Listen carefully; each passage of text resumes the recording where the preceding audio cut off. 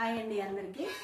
ఈరోజు మేము మా అంగన్వాడీ సెంటర్లో ప్రీ స్కూల్ పిల్లలతో పాటు ప్రెగ్నెంట్ లాక్టేటింగ్ మదర్స్కి అందరికీ కూడా రోజు ఫుడ్ ఇవ్వడం జరుగుతుంది. ఒక తను ప్రెగ్నెంట్ అని తెలియగానే నమోదు చేయించుకున్న తర్వాత తను ఏ జాగ్రత్తలు తీసుకోవాలనేది మా అంగన్వాడీ సెంటర్లో వాళ్ళకి వివరంగా మేము చెప్పడం జరుగుతుందండి.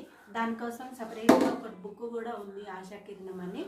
ఇప్పుడు తను ప్రెగ్నెంట్ అని పిలవగానే అంగన్వాడీ సెంటర్లో నమోదు చేయించుకోవాలి. హాస్పిటల్కి వెళ్ళి వచ్చిన తర్వాత నమోదు చేయించుకోవడము, తను ఎటువంటి జాగ్రత్తలు తీసుకోవాలి, ప్రెగ్నెంట్ అని తెలియగానే ఎటువంటి జాగ్రత్తలు తీసుకోవాలి. 2 టీటీ ఇంజెక్షన్లు కంపల్సరీ తీసుకోవాలి. తను 3rd మంత్లో ఒకటి ఇస్తారు, మళ్ళీ 5th మంత్లో ఒకటి ఇస్తారు, లేకపోతే 7th మంత్లోనైనా ఇస్తారు. టీటీ ఇంజెక్షన్లు వేయించుకోవడము, ప్రతిరోజు కూడా ఐరన్ ఫోలిక్ యాసిడ్ ప్రతిరోజు కూడా ఒక్కొక్కటి ఐరన్ ట్యాబ్లెట్, నెలకి 30 ట్యాబ్లెట్లు కంపల్సరీ వాళ్ళు తినాల్సి ఉంటుంది. ఇవి బొమ్మలతో సహా మంచిగా దీంట్లో ఈ బుక్ చాలా బాగుందండి. ఈ బుక్ ప్రతిరోజు కూడా ఇక్కడ ప్రెగ్నెంట్ పడుకుంది. ప్రతిరోజు కూడా మధ్యాహ్నం టైంలో విశ్రాంతి తీసుకోవడం, వాళ్ళు ఎక్కువగా వర్క్ చేసినా కూడా మధ్యాహ్నం టైంలో 1 గంట సేపు తప్పనిసరిగా విశ్రాంతి తీసుకోవడము బొమ్మలతో సహా చూపించారండి ఈ బుక్లో.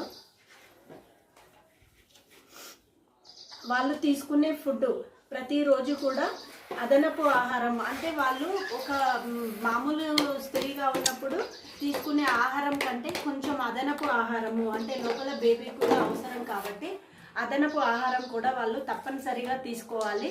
వాళ్ళకు తినబుద్ధి అయినా కాకుండా రోజుకు రోజు కొంచెము అదనపు ఆహారము లోపల ఉన్న బేబీ కోసం తప్పనిసరిగా తీసుకోవాలి. అలాంటప్పుడే లోపల ఉన్న బేబీ హెల్తీగా ఉంటుంది. ఇంట్లో వాడే రకరకాల ఆకుకూరలు, పప్పులు, రోజు పాలు, ఎగ్గు అలాంటివి మంచి ఫుడ్ ఒక గర్భిణీ స్త్రీ తీసుకున్నట్టయితేనే వాళ్ళకు ఇలాంటివి చేపలు, పాలు, ఎగ్గు, బొప్పాయి ఇలాంటివి, క్యారెట్, యాపిల్స్ ఇలాంటివి అన్నీ మంచి పోషక విలువలు గల ఆహారం తీసుకున్నట్లయితేనే లోపల బేబీ కూడా హెల్తీగా పుడుతుంది. దానికోసము ఇక్కడ ఇటు సైడ్ అన్నీ వాళ్ళకు కావాల్సినవి ఉన్నవి, ఇటు బొమ్మలతో సహా మంచి చక్కగా ఈ బుక్లో వేయడం జరిగిందండి. వాళ్ళకు మళ్ళీ ప్రెగ్నెంట్ వాళ్ళు డెలివరీ టైం వచ్చేసరికి కూడా ముందుగానే వాళ్ళు ఆలోచించి పెట్టుకోవాలి, ఎక్కడ ఏ హాస్పిటల్లో డెలివరీ అవుతాము, ఏ హాస్పిటల్లో అవుతామనేది